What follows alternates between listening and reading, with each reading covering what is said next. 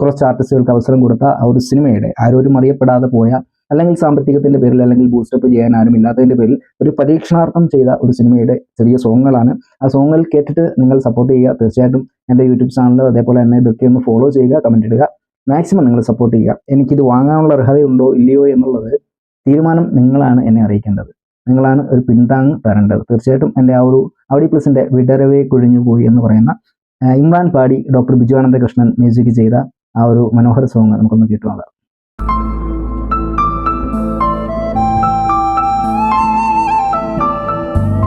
വിടരവേ മാഞ്ഞുവോ കരളകം പിടഞ്ഞുവോ